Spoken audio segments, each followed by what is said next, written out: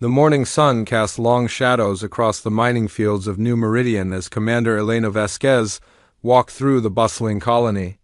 Children ran past her toward the school building while their parents headed to work in the processing plants. The sound of heavy machinery echoed from the mineral extraction sites where giant drills pulled precious metals from the planet's core. This was humanity's greatest success story in deep space, a thriving community of 50,000 people who had made Kepler 442 be their home. Elena paused at the central plaza, where vendors sold fresh vegetables from the hydroponic farms. The smell of coffee drifted from the small cafes where miners gathered before their shifts. She smiled as she watched families enjoying breakfast together on the outdoor terraces. This place had become more than a mining operation. It had become a real home for thousands of people who had traveled across the galaxy to build something new. Dr. Marcus Reed emerged from the medical center carrying a small container filled with glowing samples. His face showed the excitement of a scientist who had made an important discovery. He had been studying the local microorganisms for months and believed they could revolutionize medicine back on Earth. The tiny creatures seemed to have healing properties unlike anything found in human space. Elena waved at him as he hurried toward his laboratory. The communications center buzzed with activity as Lieutenant Jake Morrison prepared the weekly report for Earth Command. Supply ships would arrive next month and the colony needed to update their requirements. The mining operations had exceeded all expectations and they were producing more rare metals than any other human settlement. Elena entered the building and took her seat at the transmission desk. Jake handed her the prepared report and activated the long-range communication array. The massive dish outside rotated to face Earth as powerful transmitters prepared to send their message across the vast distance of space. Elena cleared her throat and began speaking into the microphone. Her voice would take weeks to reach Earth, but she knew the people there were eager to hear about their progress. She reported the record mineral yields and the successful expansion of the residential areas. New families had arrived on the last supply ship and the population continued to grow steadily. The agricultural sections were producing enough food to make the colony completely self-sufficient. Dr. Reed's medical research was showing promising results that could benefit all of humanity. Everything was perfect. Mining engineer Myra Chun watched the extractors from her position in the control tower. The massive machines worked around the clock, pulling valuable materials from deep beneath the surface. Her screens showed optimal performance across all systems and the storage facilities were nearly full. She made notes about increasing capacity for the next quarter when movement caught her eye. Dark shapes appeared at the edge of her vision through the tower's windows. Mira squinted and saw what looked like ships descending through the atmosphere. They were unlike anything she had ever seen before. The vessels were enormous and seemed to be made of some kind of living material that pulsed with strange lights. She counted at least 20 of them and more kept appearing. Captain Alex Turner received the emergency alert in the security center just as the unknown ships entered the colony's airspace. His team of guards had trained for many situations, but nothing like this.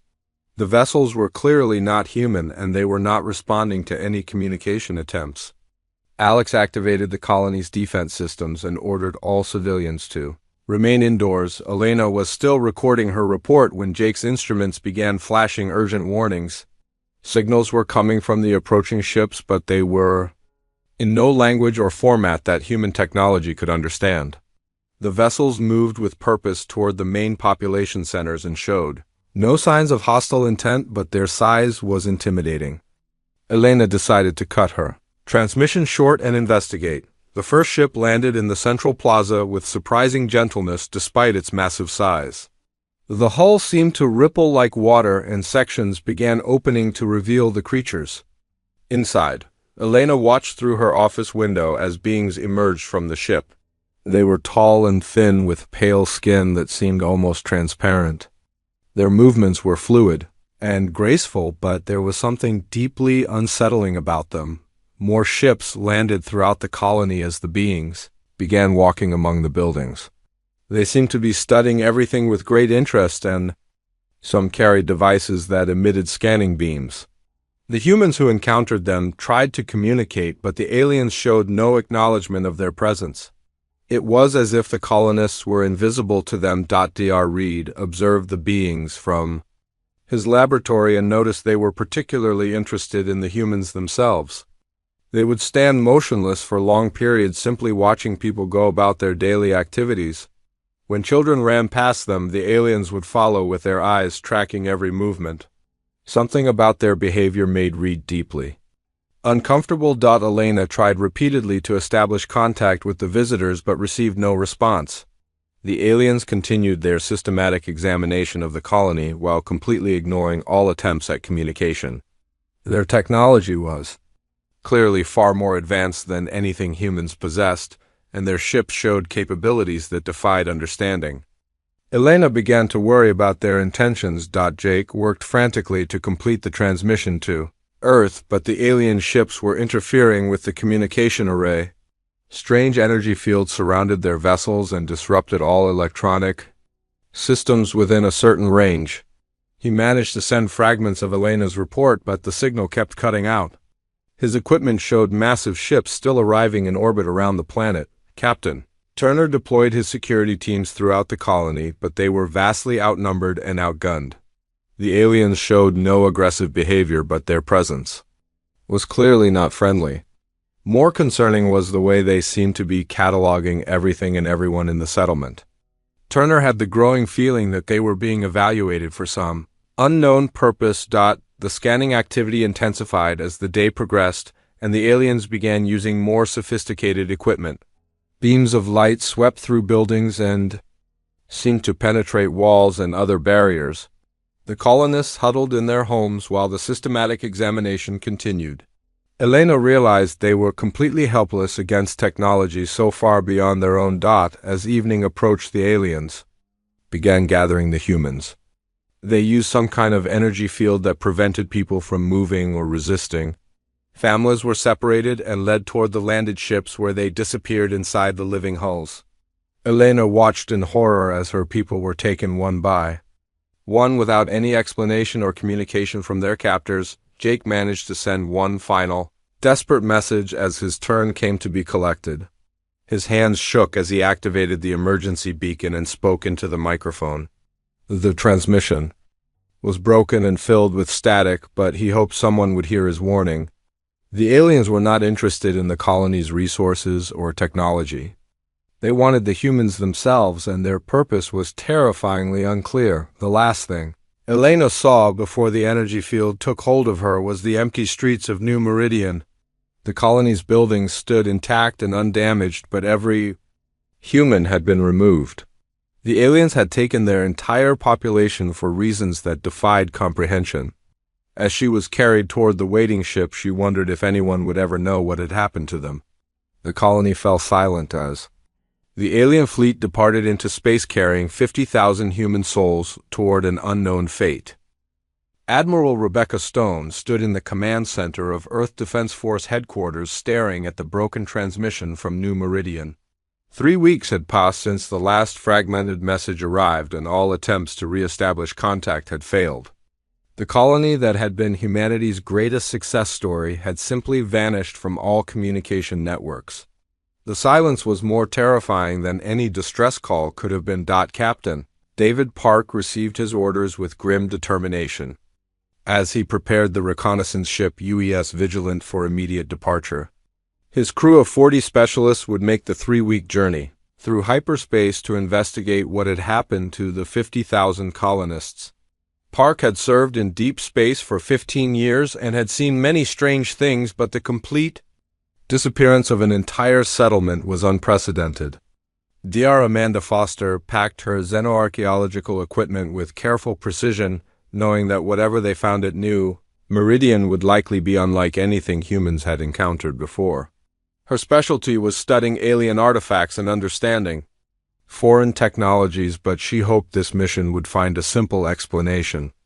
Perhaps the colonists had been evacuated due to some natural disaster or technical emergency. Lieutenant Tom Bradley ran final diagnostics on the ship's sensor array as the Vigilant prepared for launch.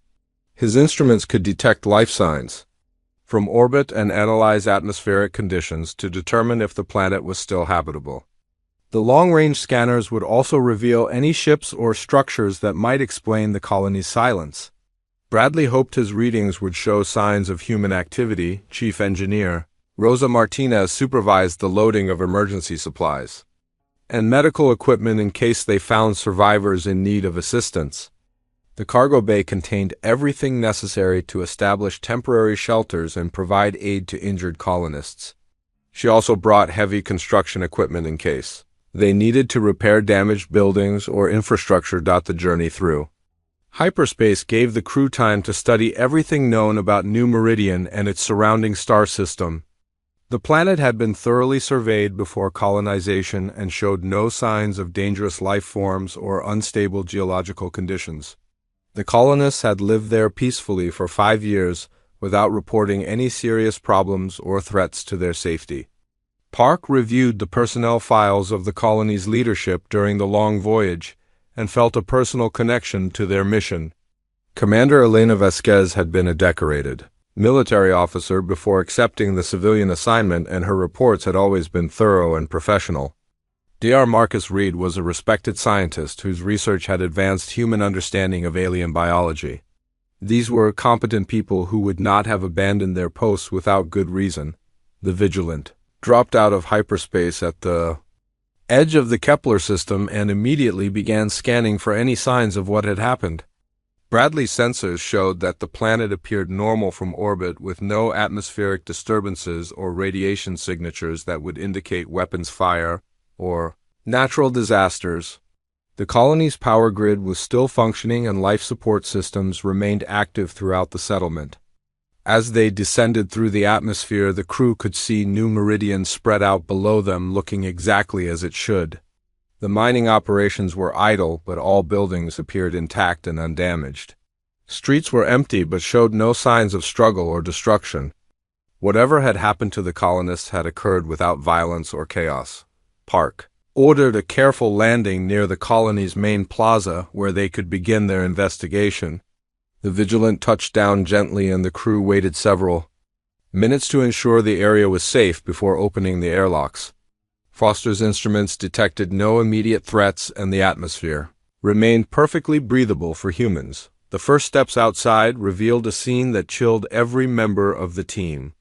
The colony looked as if everyone had simply vanished in the middle of their daily activities. Meals sat half-eaten on restaurant tables with drinks still containing ice. Children's toys were scattered in playgrounds where games had been interrupted. Vehicles sat abandoned in the middle of streets with their engines still running. Dr. Foster began documenting everything they found while the team spread out to search different sections of the colony. Personal belongings remained untouched in homes where families had been going about their normal routines. Beds were unmade and clothes lay scattered as if people had been getting dressed when something interrupted them. Nothing suggested advance warning or preparation for departure. Bradley's tricorder readings revealed something disturbing as they moved deeper into the settlement. Energy signatures throughout the colony indicated the recent presence of technology far more advanced than anything humans possessed. The readings were strongest near the plaza and community center where large crowds would have gathered. Something with incredible power had been active in those areas very recently. Martinez discovered the first clear evidence of alien presence when she found strange crystalline structures growing throughout the underground tunnel system. The crystals had not been there during the colony's construction and appeared to be some kind of technology rather than natural formations. They emitted a low-frequency hum that seemed to resonate through the rock and metal around them. Foster examined the crystals with growing alarm as her instruments revealed their true nature. The structures were definitely artificial and showed signs of rapid growth over a very short period. They seemed to be some kind of harvesting or processing technology designed to extract something from the surrounding environment. The question was what they had been designed to harvest. Park coordinated the search efforts as his team uncovered more evidence of alien intervention throughout the colony. The visitors had been systematic and thorough in whatever they had done, but had left the infrastructure completely undamaged. This suggested they had been interested in something specific rather than conquest or destruction of the settlement itself. Lieutenant Bradley made the most disturbing discovery when his sensors detected massive energy signatures in orbit around the planet. The readings indicated that an enormous fleet of ships had been present in the system very recently. The vessels had been far larger than any human ship and had possessed technology that defied current understanding of physics and engineering. As evening approached, the team gathered their findings and tried to piece together what had happened to New Meridian. The evidence pointed to a systematic removal of the entire human population by beings with technology far beyond Earth's capabilities. The aliens had taken every person while leaving everything else completely untouched. Foster's analysis of the crystalline structures revealed their most frightening characteristic. The devices had been specifically designed to process biological material and contain traces of human DNA throughout their internal mechanisms. Whatever the aliens wanted required living humans, and they had the technology to take entire populations without resistance. Park decided to search the colony's administrative center for any records or messages that might explain what had happened. Elena Vasquez had been a thorough commander who documented everything important and might have left some clue about their fate. The team made their way to the government building as darkness fell over the empty settlement in the basement levels. Beneath the administrative complex, Martinez discovered a hidden room that had been sealed behind emergency barriers. The heavy doors required her engineering tools to open, but inside they found Elena's final recording. The commander had managed to hide in the secure bunker long enough to document the alien arrival and her growing understanding of their purpose. Elena's recorded message sent chills through everyone who heard it as she described the systematic collection of humans by beings who showed no interest in communication or negotiation. The aliens had treated the colonists like livestock being gathered for unknown purposes. Her final words contained coordinates of where the fleet had gone and a desperate plea for vengeance against the creatures who had taken her people. The coordinates led to another human settlement 3 systems away where the aliens were likely continuing their harvesting operation. Park realized they had discovered evidence of a threat that could endanger every human colony in space.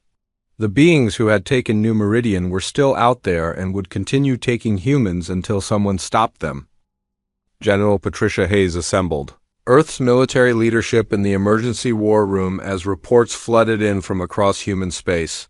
The coordinates Elena Vasquez had provided led to Harmony Station, where 30,000 colonists had built a peaceful agricultural settlement. Long-range sensors confirmed the worst fears as another human colony had gone completely silent. Just days after the New Meridian discovery, Captain Lisa Wong received urgent orders to take the battleship UES Retribution and intercept whatever force was threatening humanity's outer settlements. Her ship was the most advanced vessel in Earth's fleet, with weapons designed to defend against any known threat. Wong had commanded the Retribution for 3 years and trusted her crew of 800 to face whatever awaited them in deep space. Dr. Kevin Murphy worked frantically in his weapons research laboratory, trying to understand the alien technology recovered from New Meridian. The crystalline devices defied analysis with their complex internal structures that seemed to shift and change when observed. Murphy had spent his career developing military applications for new discoveries, but had never encountered anything like these harvesting machines. Major Scott Rivers prepared his special operations team for deployment aboard the Retribution, knowing they might face combat against beings with technology far beyond human understanding. His soldiers were trained for the most dangerous missions, but fighting aliens who could make entire populations disappear would test every skill they possessed. Rivers studied the limited intelligence reports while planning for multiple scenarios. The alien fleet had been designated as the Kethver based on energy signatures detected by long-range sensors. Intelligence suggested they were an ancient species that had been traveling through space for thousands of years. Their ships were massive biomechanical constructs that seemed to grow rather than being built. The vessels could repair damage and adapt to new threats in ways that Conventional military thinking could not explain. Wong pushed the Retribution through hyperspace at maximum speed, hoping to reach Harmony Station before the aliens completed their harvesting operation. Her ship carried the most advanced weapons and sensors that human technology could provide, but she knew they were facing an enemy that viewed humans as nothing more than resources to be collected. The thought of 30,000 people suffering. The same fate as New Meridian drove her forward. The Retribution dropped out of hyperspace at the edge of the Harmony system and immediately detected signs of the alien presence. Massive energy readings indicated that the Kethver fleet was already in orbit around the agricultural world. Wong ordered battle stations as her ship moved toward the planet at maximum speed, hoping to save at least some of the colonists. Through the bridge view screen, Wong could see the alien vessels for the first time, and the sight filled her with dread. The Kethver ships were enormous organic constructs that pulsed with their own internal light.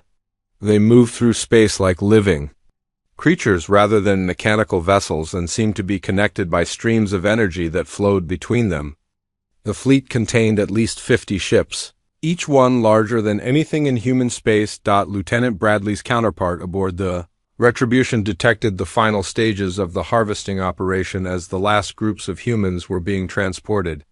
From the planet's surface, the agricultural dome stood empty while alien technology processed whatever biological material they had been seeking.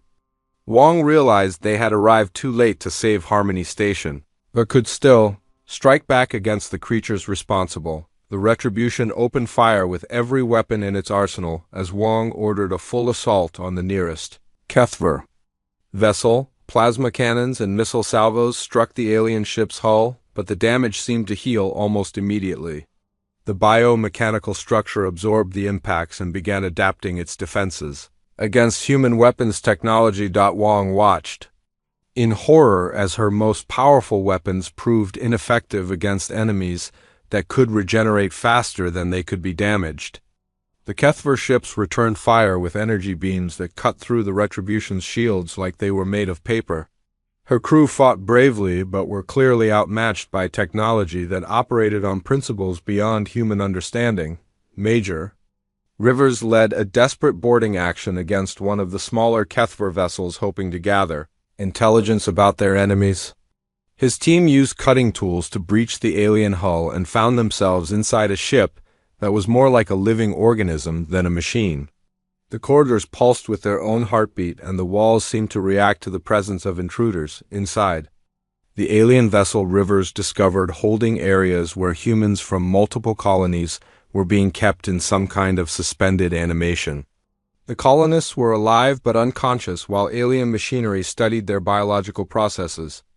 Rivers realized the Kethver were not simply killing humans but were using them for some kind of research or enhancement process that required living subjects. The boarding team planted explosives throughout the bioship while gathering samples of the alien technology. Rivers found data storage devices that contained information about dozens of human settlements that had been identified as targets. The Kethver had been systematically hunting humanity's colonies for over a year and had already taken hundreds of thousands of people from across human space. Wong managed to capture the damaged Kethver vessel when Rivers' explosives disrupted its regeneration systems. The alien ship was crippled but still alive as her crew towed it away from the main fleet. The other Kethver vessels did not pursue them but instead continued their harvesting operations with mechanical efficiency.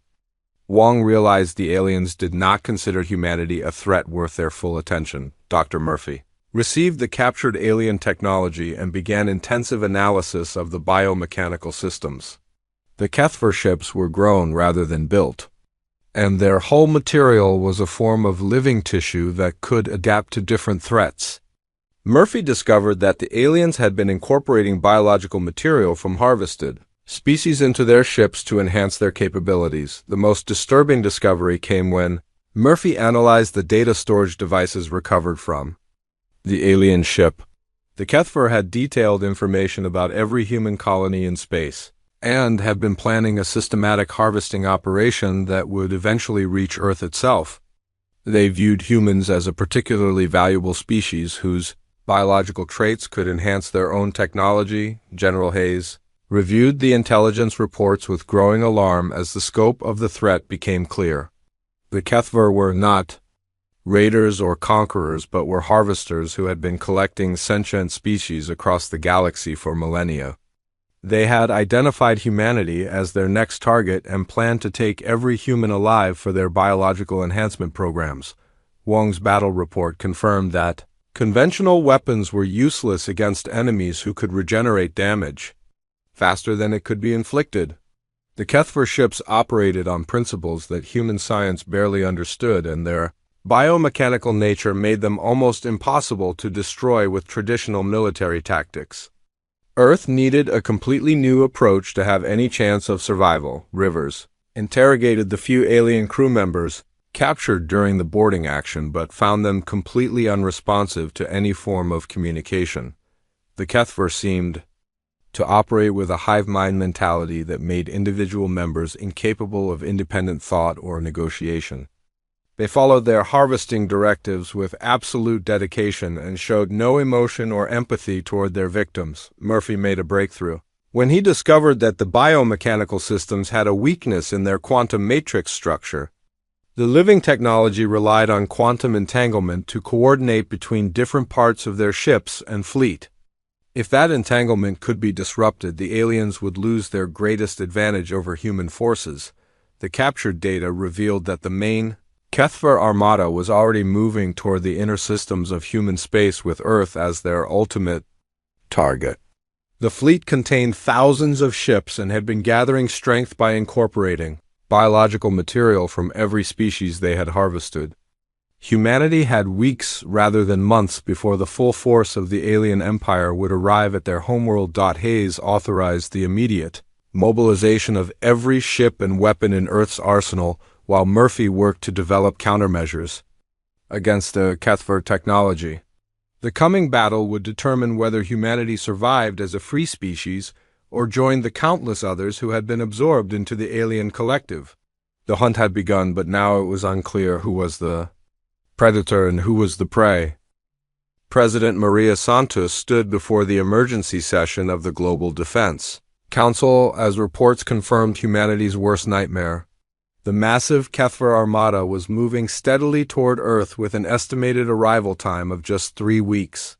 Satellite observations showed over 10,000 alien ships approaching through space like a plague of locusts, ready to consume everything in their path. Fleet Admiral James Chun coordinated the largest military mobilization in human history, as every available vessel was converted for combat duty. Civilian cargo ships received weapon mounts, while passenger liners were fitted with defensive systems. The orbital shipyards worked around the clock to produce new fighters and bombers using every scrap of metal and technology that could be found. Chun knew they were vastly outnumbered but refused to surrender without a fight. Dr. Sarah Mitchell led the most important scientific project ever undertaken as teams across Earth worked to develop weapons capable of fighting the Kethver bioships. The captured alien technology had revealed weaknesses in their quantum entanglement systems, but exploiting those weaknesses would require completely new types of weapons. Mitchell had less than 3 weeks to create miracles using principles that barely existed in human science. Commander Ryan Walsh tested the experimental ship UES Prometheus in the outer solar system as engineers pushed human technology beyond all previous limits. The Prometheus was humanity's first quantum-enabled vessel designed specifically to fight biomechanical enemies. Walsh had volunteered to pilot the prototype, knowing that its untested systems could kill him as easily as any alien weapon. The Kethver Supreme Harvester Velthok commanded the approaching armada from his flagship that was larger than most human cities. He had overseen the collection of hundreds of species across thousands of years and viewed the coming harvest of Earth as the culmination of his greatest project. Humans possessed unique biological traits that would enhance Kethver technology beyond anything previously achieved. Mitchell's research teams discovered that human artificial intelligence could be used to disrupt the alien quantum networks in ways that biological systems could not. The machines that humans had created to serve them might become the key to Survival against an enemy that had never encountered true artificial consciousness. Earth's computer networks began adapting to become weapons in the coming war. Chun positioned Earth's combined fleets in defensive formations throughout the solar system while maintaining mobile reserves for rapid response. The plan was to fight a series of delaying actions that would give Mitchell's weapons time to prove their effectiveness. Every human ship carried experimental quantum disruptors that had never been tested in actual combat conditions. Walsh conducted the first live fire test of the quantum disruptor technology against a captured Kethver bioship and watched in amazement as the alien vessel simply stopped functioning. The weapon had severed the quantum connections that allowed the living ship to coordinate its various systems. Without those connections, the biomechanical structure became nothing more than dead tissue floating in space. The success of the test led to immediate mass production of quantum disruptor weapons as Earth's entire industrial capacity focused on creating the tools needed for survival. Factories that had produced consumer goods were converted to manufacture military equipment, while research laboratories worked to improve the new technology. Every human on Earth understood that their species faced extinction if the weapons failed. Kethver scouting forces reached the outer planets and encountered the first human resistance at Jupiter's orbital facilities. Admiral Chun had positioned a task force of 12 ships armed with the new quantum weapons to test their effectiveness against a real enemy fleet. The battle would determine whether humanity had any chance of surviving the coming invasion. The quantum disruptors proved devastatingly effective as they turned the aliens' greatest strength into a fatal weakness. Kethver ships that had seemed invincible suddenly found their biomechanical systems shutting down as the quantum connections that coordinated their functions were severed. Ships that could regenerate from almost any damage became helpless when their internal communication networks failed. Supreme Harvester Velthok received reports of the defeat with confusion and growing concern. The humans had developed weapons that could exploit vulnerabilities the Kethver had never encountered before. The biomechanical ships that had conquered countless worlds were being destroyed by an enemy that understood quantum mechanics in ways that biological intelligence could not match. Walsh led a strike force of quantum-equipped fighters against the main scouting fleet and achieved complete victory without losing a single human ship. The experimental weapons had exceeded all expectations and given humanity its first real hope of survival. The aliens who had seemed unstoppable were vulnerable to human technology. When that technology was properly applied, Mitchell expanded the quantum disruptor program to include virus-like software that could spread through the Kethver quantum networks and turn their ships against each other. The alien hive mind that had been their greatest advantage became a weakness when human artificial intelligence infiltrated their communication systems. Earth's computers began preparing cyber weapons for the coming battle. Chun received authorization to take the war directly to the approaching Kethver armada rather than waiting for them to reach Earth. The quantum weapons had given humanity the ability to fight back, and the Admiral intended to use that advantage before the aliens could adapt their technology. The combined human fleet would meet the enemy between Mars and Jupiter where there was room to maneuver. The main Kethver fleet detected the approaching human forces, and Velthok ordered his ships to prepare for battle. He had commanded armadas that conquered entire star systems but had never faced an enemy capable of turning biomechanical technology against itself. The humans represented a completely new type of threat that required different tactics. Walsh piloted the Prometheus at the head of humanity's attack formation as they engaged the alien advance guard. The experimental ship's quantum systems allowed it to disrupt multiple enemy vessels simultaneously, while coordinated strikes from the main fleet created gaps in the Kethver defensive lines. Human fighters swarmed through those gaps to attack the larger bioships with precision weapons. The battle raged across millions of kilometers of space, as human quantum technology proved superior to alien biomechanics in direct combat. Ships that had harvested dozens of species found themselves helpless against weapons that attacked the fundamental principles of their existence. The Kethver began retreating for the first time in their recorded History: Mitchell monitored the battle from Earth while implementing the final phase of humanity's defensive plan. The quantum virus she had created was ready for deployment through the captured alien ship that still remained in human custody. Once released, the virus would spread through the entire Kethver fleet and turn their interconnected systems into a weapon of self-destruction. Velthok realized that his armada faced complete annihilation if the battle continued and ordered a general retreat toward the edge of the solar system. The humans had proven more dangerous than any species the Kethver had previously encountered. Their artificial intelligence and quantum technology created vulnerabilities that biological systems could not defend against. Chun pressed his advantage and pursued the fleeing aliens while Mitchell activated the quantum virus. The malicious software spread through the Kethver fleet like wildfire as their own communication networks carried the infection from ship to ship. Within hours, thousands of biomechanical vessels began attacking each other as their quantum systems turned against them. The retreat became a rout as the alien armada destroyed itself under the influence of human cyber weapons. Ships that had operated in perfect coordination for millennia suddenly became enemies as the virus corrupted their hive mind connections. Velthok watched in horror as his great fleet tore itself apart while humanity's weapons turned their strength into weakness. Walsh led the pursuit as human forces hunted down the surviving Kethver ships throughout the solar system. The aliens, who had come to harvest Earth, found themselves being harvested by an enemy they had underestimated. The quantum weapons that had saved humanity now became tools of justice for all the species the Kethver had destroyed.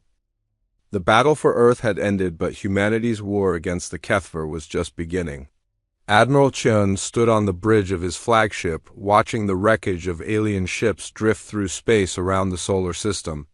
The quantum virus had turned the massive invasion fleet against itself, but scattered groups of bioships still escaped into hyperspace. Chun knew that allowing any Kethver to survive would mean they could rebuild and return with new tactics. President Santos authorized the formation of humanity's first interstellar pursuit force as the Global Defense Council voted unanimously to hunt down every remaining alien ship.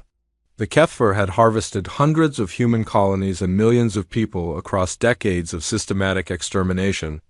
Justice demanded that the perpetrators face complete destruction for their crimes against sentient life.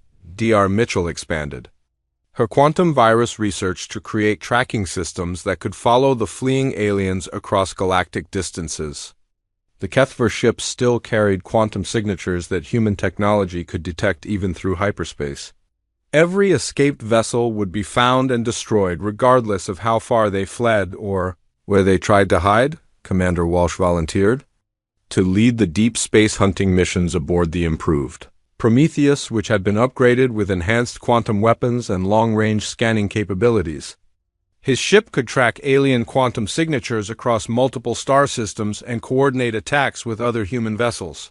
Walsh felt personally responsible for ensuring that no Kethver survived to threaten innocent species. Fleet Admiral Chun organized the pursuit force into multiple task groups that would systematically search every region of space where the aliens might have fled. Human ships equipped with quantum disruptors would follow the energy trails left by the biomechanical vessels and eliminate any Kethver presence they discovered. The operation would continue until every alien ship had been destroyed. The first pursuit missions revealed the true scope of the Kethver Empire as human forces followed quantum trails to distant star systems where alien bases had operated for thousands of years. Ancient harvesting stations contained the preserved remains of dozens of extinct species that had been collected and processed by the biomechanical technology. The discoveries only strengthened humanity's resolve for complete vengeance. Walsh encountered a Kethver command ship attempting to rally surviving vessels in a system 20 light-years from Earth. The alien commander had been trying to coordinate a counterattack but found his biomechanical fleet crippled by quantum interference from human weapons. Walsh's task force destroyed the rallying point and captured valuable intelligence about other Kethver installations. Dr. Mitchell analyzed the captured data and discovered that the Kethver Empire extended across hundreds of star systems with harvesting operations that had been active for millennia. The aliens had been systematically collecting biological material from every sentient species they encountered and using it to enhance their own technology. Humanity had stumbled upon one of the galaxy's greatest threats to intelligent life. The intelligence data revealed the location of the main Kethver homeworld, where the Empire's leadership coordinated their harvesting operations across the galaxy. Emperor Zuathak ruled the ancient civilization from a massive biomechanical construct that orbited a dying star. The Emperor had overseen the extinction of countless species and commanded technology that human science could barely comprehend. Qian received authorization to assault the Kethver homeworld with the full strength of humanity's quantum-equipped fleet. The mission would be humanity's greatest military operation as they carried the war directly to the heart of the alien empire. Success would eliminate the threat permanently, while failure could lead to renewed attacks against human space. The journey to the Kethver homeworld took several weeks through hyperspace as human forces traveled deeper into alien territory than any expedition had gone before. Advanced scouts reported massive defensive installations surrounding the enemy capital, but also detected the quantum signatures of ships from dozens of harvested species. The aliens had been collecting victims from across the galaxy for thousands of years. Walsh led the advance force that would disable the outer defenses while the main fleet prepared for the final assault on Emperor Zuathak's orbital fortress. The biomechanical installations were larger and more complex than anything humanity had encountered, but the quantum weapons proved effective against all forms of Kethver technology.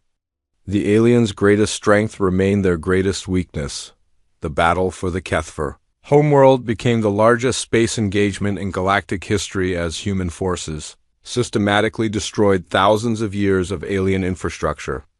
Biomechanical installations that had processed the remains of extinct civilizations were reduced to dead tissue floating in space. The quantum virus spread through the entire system, turning the aliens' own defenses against them.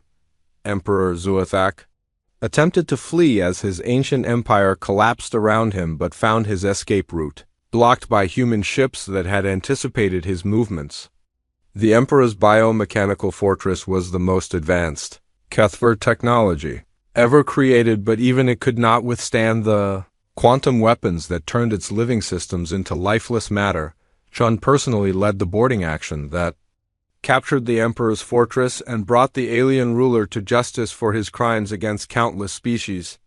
Zuathak had commanded the extinction of entire civilizations, but faced his own destruction at the hands of the humans he had intended to harvest.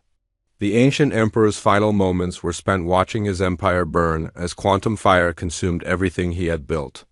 Dr. Mitchell's teams discovered vast databanks within the Emperor's fortress that contained information about every species the Kethver had encountered in their millions of years of existence. Many civilizations had been completely extinct for thousands of years, but their biological patterns remained preserved in alien memory cores. Mitchell realized that humanity might be able to restore some of the lost species using advanced genetic reconstruction. The destruction of the Kethver homeworld sent shockwaves throughout their remaining installations as the quantum virus spread along communication networks that connected their empire. Biomechanical facilities across hundreds of star systems began shutting down as their quantum coordination systems failed. The alien empire that had terrorized the galaxy for millennia collapsed in a matter of days. Walsh coordinated the liberation of surviving victims from Kethver harvesting stations throughout their former territory. Thousands of beings from dozens of species were rescued from biomechanical processing facilities and returned to freedom. Many had been held in suspended animation for years while the aliens studied their biological characteristics for enhancement purposes. Human forces discovered that the Kethver had been responsible for the extinction of hundreds of intelligent species across galactic history. The aliens had systematically hunted down and harvested every advanced civilization they encountered, until only scattered remnants remained hidden in remote regions of space. Humanity's victory had prevented countless Future extinctions. The final phase of the retaliation involved hunting down every remaining Kethver, installation and vessel to ensure that none of the aliens survived to rebuild their empire. Human. Task forces spread across the galaxy, following quantum signatures and destroying any trace of biomechanical technology they discovered. The operation continued for months until no alien presence remained anywhere in known space. Chan established monitoring stations throughout the former Kethver territory to watch for any signs of surviving aliens attempting to rebuild their harvesting operations. Humanity had become the galaxy's protector against the biomechanical threat, and would maintain vigilance to prevent any resurgence of the ancient evil that had consumed so many civilizations. The memorial services for the victims of New Meridian and the other lost colonies were held on Earth, as humanity honored those whose sacrifice had triggered the greatest military campaign in history. Their desperate SOS message had awakened humanity to the Kethver threat and led to the liberation of countless species from alien oppression. The colonies were gone, but their legacy lived on in the free galaxy they had helped create. President Santos declared that humanity would never again allow innocent species to face extinction at the hands of galactic predators. The quantum weapons and detection systems developed during the war against the Kethver would be shared with all peaceful civilizations to prevent future harvesting operations. Earth had become the center of a new galactic alliance dedicated to protecting intelligent life. The final victory celebration marked not just the end of the Kethver threat, but the beginning of humanity's role as guardians of galactic civilization. The species that had nearly been harvested to extinction had instead become the force that saved countless others from the same fate. The deadliest retaliation in history had transformed the galaxy from a hunting ground into a sanctuary for all sentient life.